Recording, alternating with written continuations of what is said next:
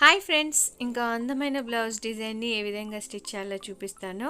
మీలో ఎవరికైనా యారీ మెటీరియల్స్ కావాలనుకుంటే స్క్రీన్ పైన లేదా డిస్క్రిప్షన్ బాక్స్లో ఉన్న నెంబర్కి వాట్సాప్ చేయండి. ఇక్కడ నేను జరీ థ్రెడ్ యూస్ చేసి చైన్ స్టిచ్ వేస్తున్నాను.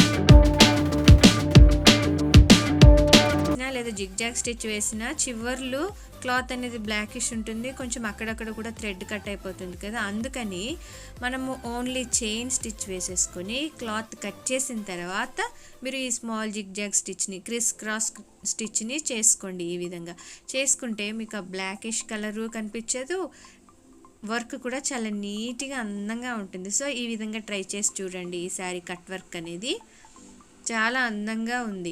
అంటే మనకి ఆ బ్లాకిష్ అనేది లేదు, ఎక్స్ట్రా థ్రెడ్స్ అవి కూడా లేవు, నీట్గా ఉందన్నమాట. కట్ వర్క్ అనేది చాలా బాగుంది. ఈ విధంగా ట్రై చేయండి. అంటే ఓన్లీ చైన్ స్టిచ్ వేసి క్లాత్ కట్ చేసుకొని తర్వాత జిగ్జాగ్ స్టిచ్ ఈ విధంగా చేసుకోండి.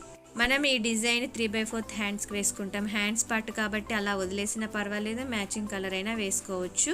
మీకు ఫైనల్ డిజైన్ ఈ విధంగా రెడీ అయిపోతుంది. మీకు ఈ వీడియో నచ్చితే లైక్ చేయండి, షేర్ చేయండి, గివ్ అవే కంటెస్ట్లో పార్టిసిపేట్ చేయండి. మీకు మెటీరియల్స్ కావాలనుకుంటే స్క్రీన్ పైన కనిపిస్తున్న నెంబర్కి వాట్సాప్ చేయండి. ఛానల్ని తప్పకుండా సబ్స్క్రైబ్ చేసుకోండి, బెల్ సింబల్ క్లిక్ చేయండి. Thank you friends.